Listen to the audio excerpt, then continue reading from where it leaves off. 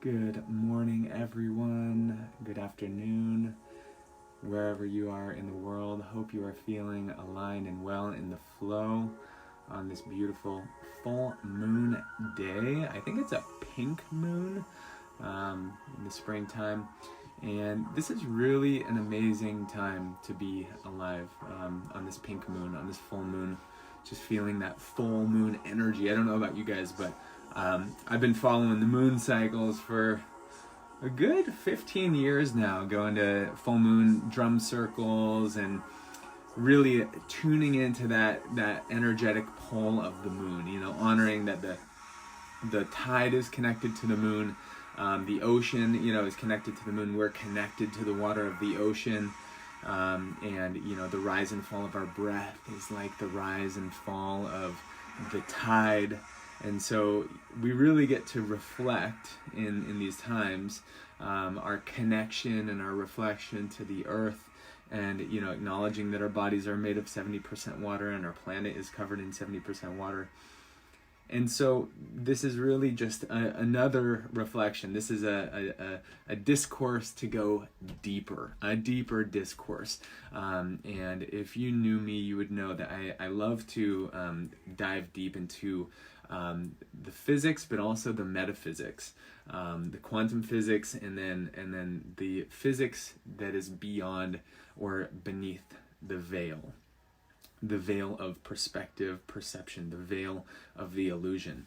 And today we're going to be talking about the dark night of the soul. And I'm curious if anyone watching has ever experienced something like a dark night of the soul, which is essentially being cut off energetically from your spiritual nature, being cut off from what would feel like being cut off from your soul, being in a state of such separation from your true self that you feel like you're in complete pain and darkness. This is something that I know I've experienced a few times in my life. If you knew me, you would know that I had a very traumatic childhood, and it took many years before I was able to step up to the plate to illuminate those dark shadows of my subconscious.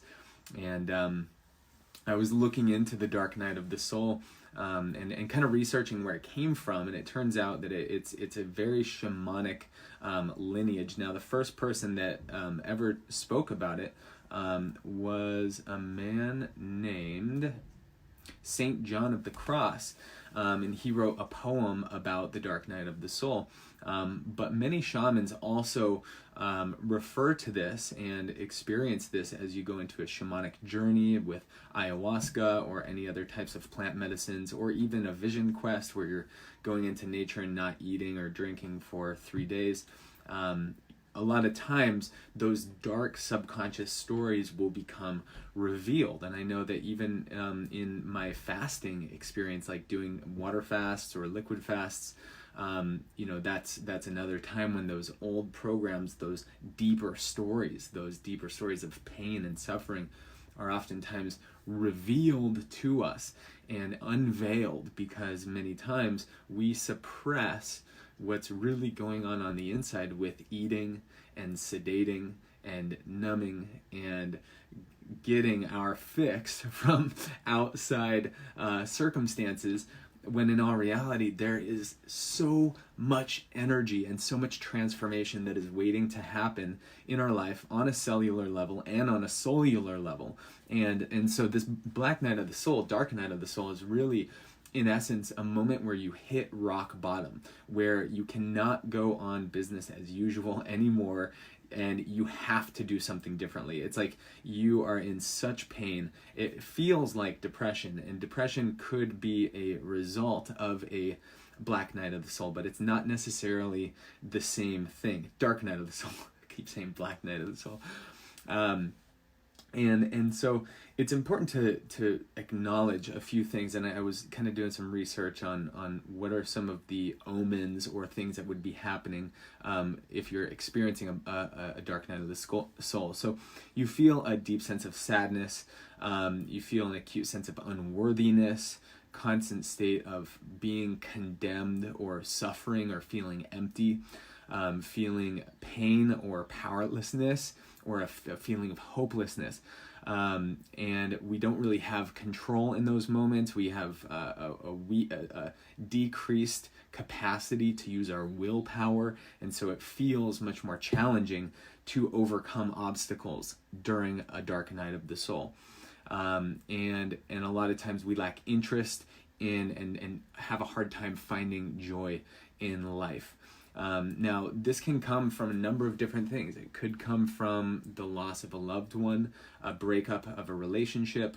It could come from an accident. For me, it was when I was, one of my dark nights was when I got hit by a truck. I went on a scooter head first into the pavement and had a big awakening experience. It was a dark night of the soul.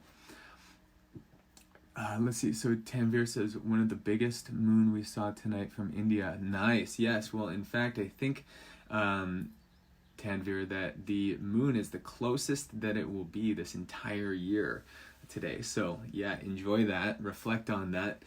And yeah, just acknowledging and honoring that there are many ponds all reflecting the same moon. And so each one of us may have the experience, the honor of having the experience of a dark night of the soul.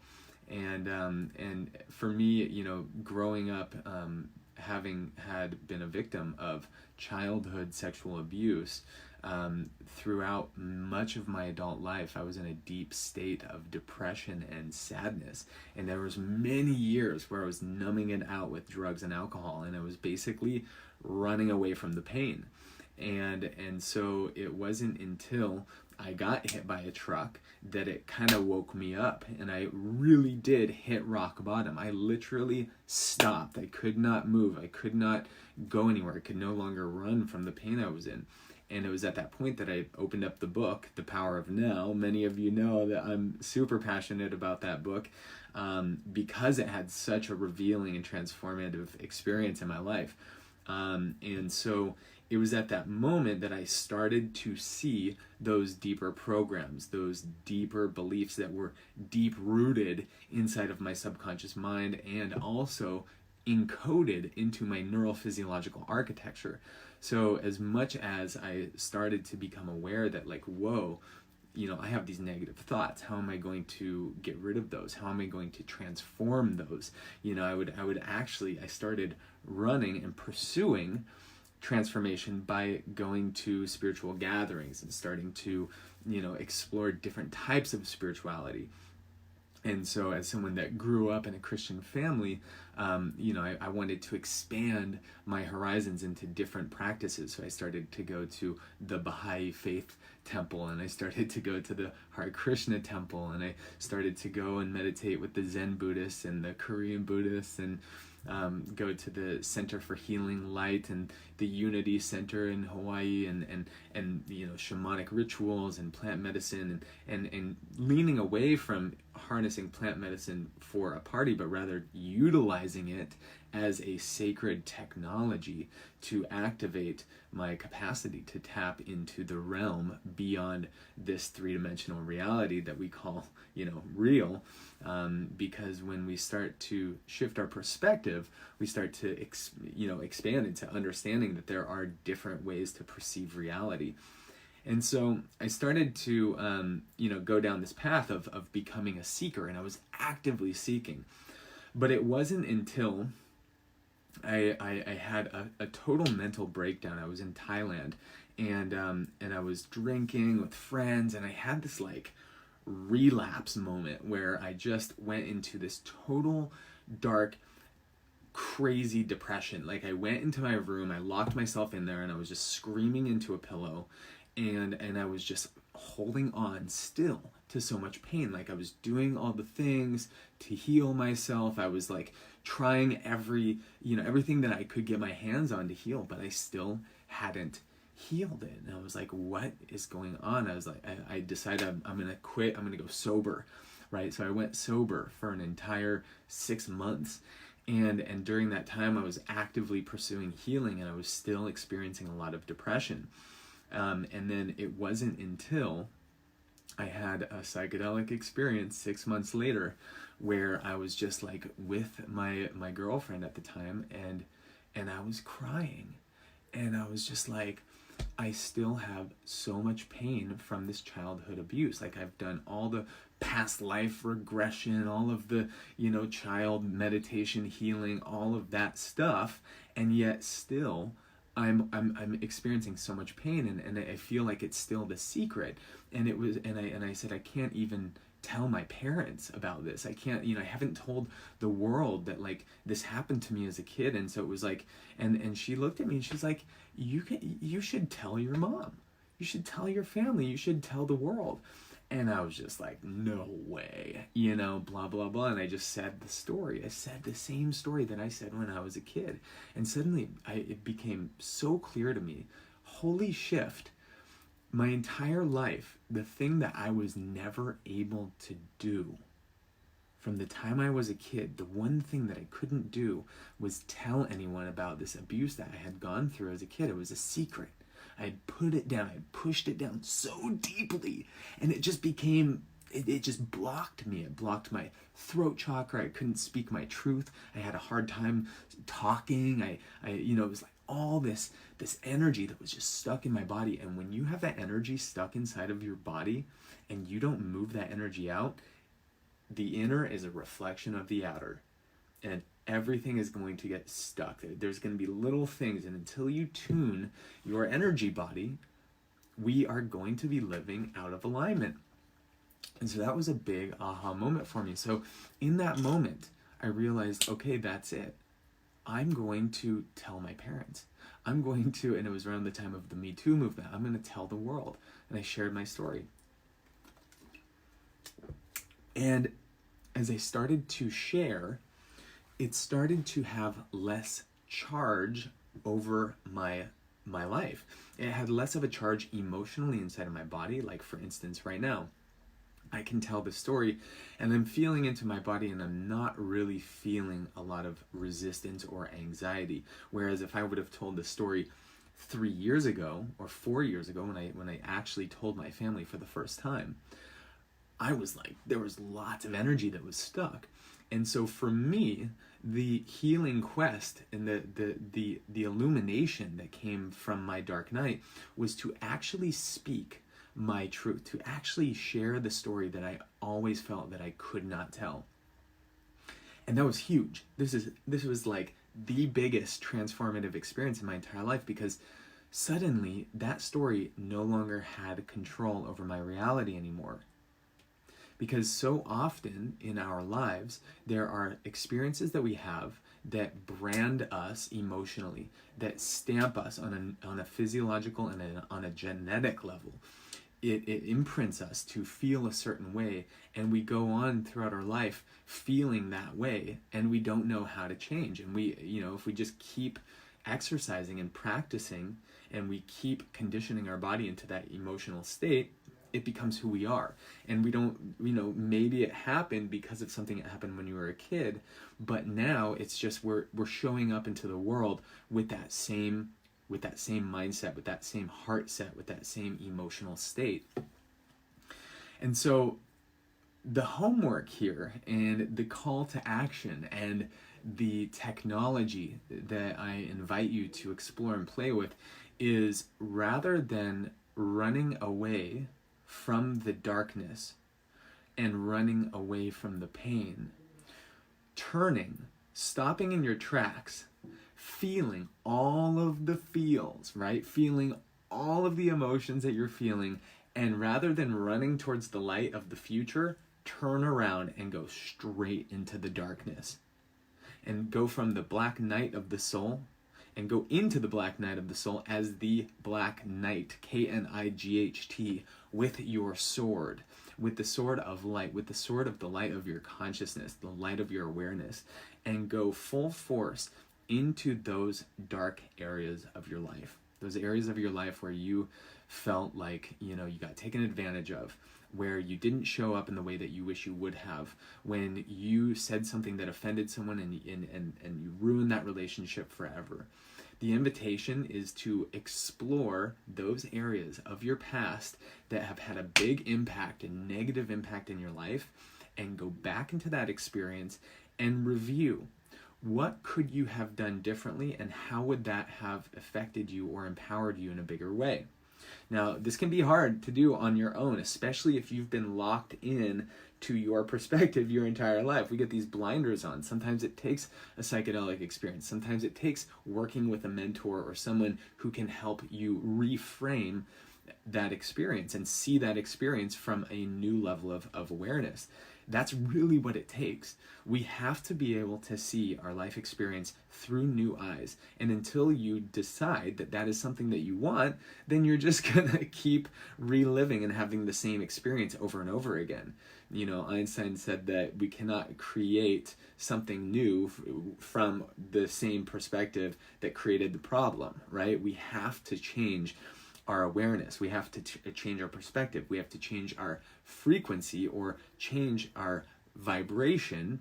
And when we do that, we can go back into those experiences with new eyes and actually start to play with that experience.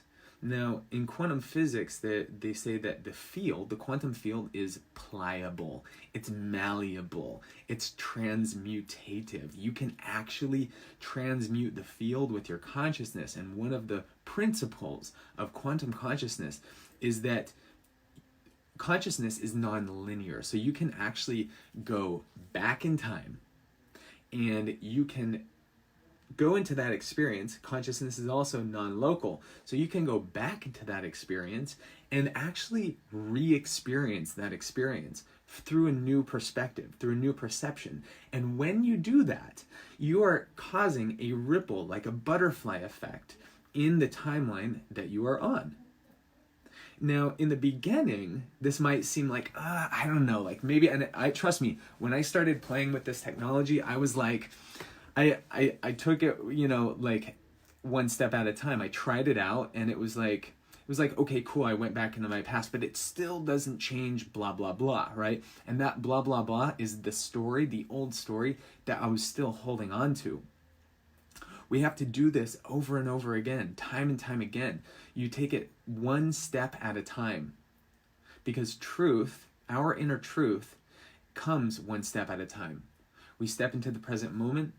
We claim our power in this moment. I am my truth. Right now in this moment, I am re-experiencing my truth. We can change our truth. We can change our beliefs, but we have to make an effort to do that. We have to decide that we want to change. We have to decide that I want to feel differently.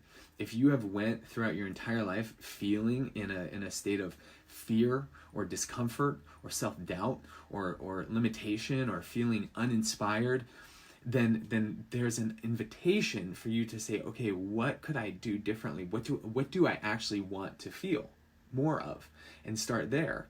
And, you know, we have the ability to exercise and to practice and condition our bodies to new emotions in the snap of a finger. You can do it instantly just by using your willpower to feel differently in the present moment, right? We can take a deep breath into that.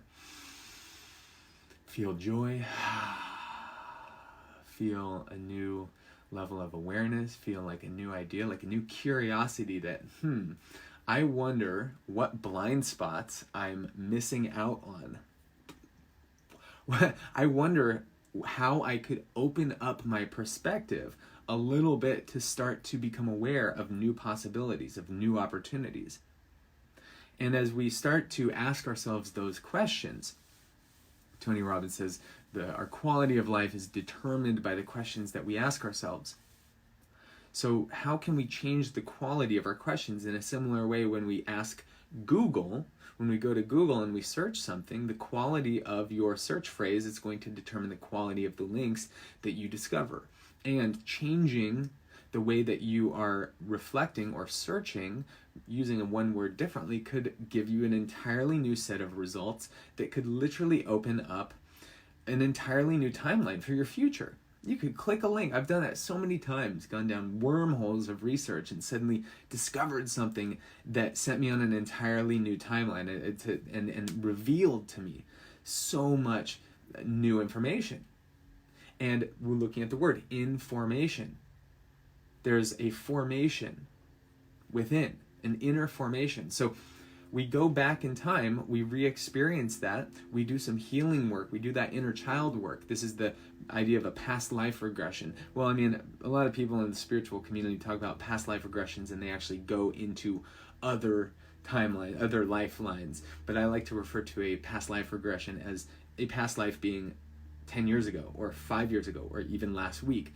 Going back into that experience, placing yourself into that experience, remembering what those emotions were that you were having, and then doing some coaching with that younger version of yourself. Going back and actually connecting and talking to that younger version of yourself. And this only works if you believe it. It only works if you make the decision that I have the ability, as the conscious creator of my reality, to tune into any timeline, to tune into any potential. And we also have the ability to go back in time and actually commune with our old self. So in this example of my story, I was 30 years old. I'm 34 right now. It wasn't until I was 30 years old that I finally healed this, that I finally once and for all said, you know what, I'm going to heal this. I'm going to tell my family. I'm going to tell my friends. I posted my Me Too post. It was like the biggest release of energy of my entire life. This was huge. And I was like, whoa, it was like, whew, just energy was flowing through me. Because my entire life, I was subconsciously giving my energy to this old story. When we have negative energy attached to someone, when we have a story that we're holding on to our entire life that was of trauma from our parents or from our ancestors, even the collective consciousness, those collective unconscious stories of like, oh, I am a white male American, I am a person from this religion, I am a blah blah blah.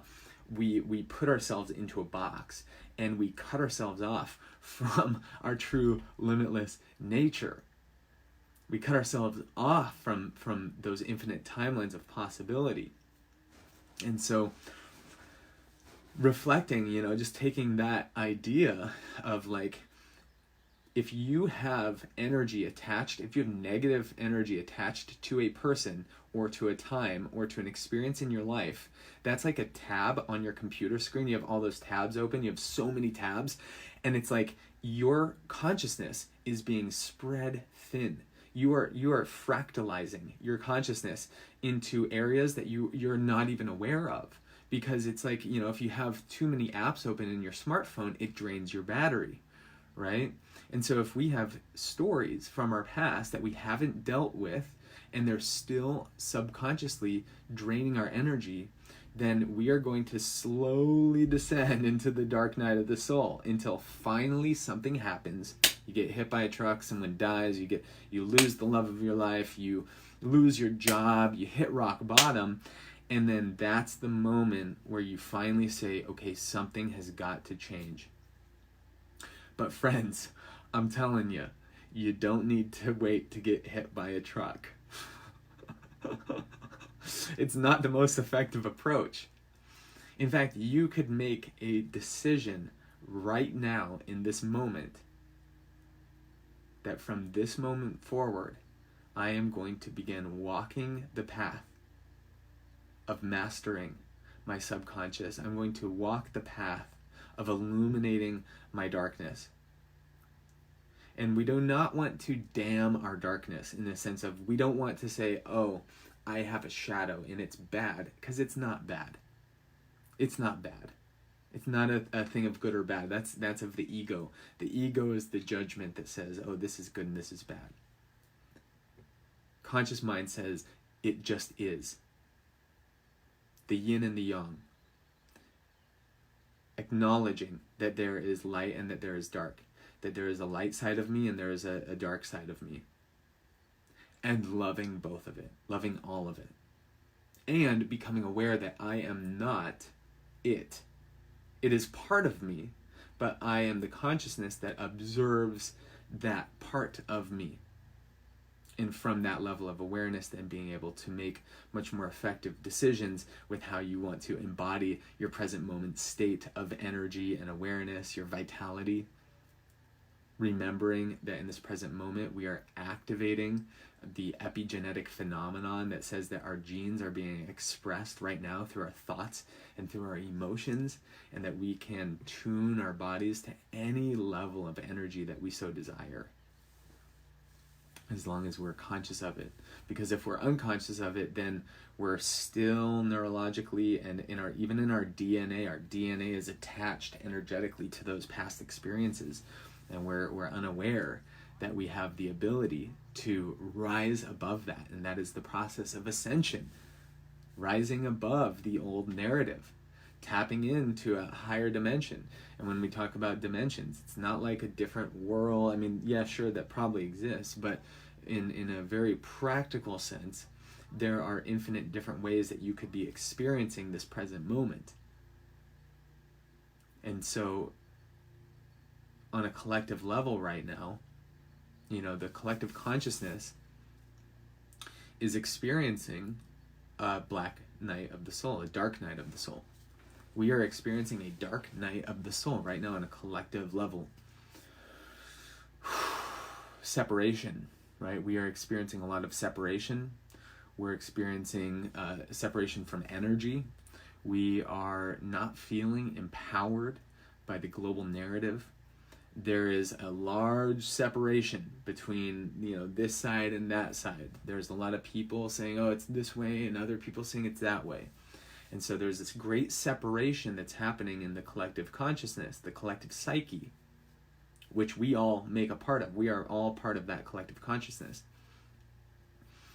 And so we have the ability to separate ourselves from it, which I'm sure we are all doing a great job of turning off the news and being like, okay, I got it. Yeah, there's a thing happening. Okay, great. I'm done. I've had enough.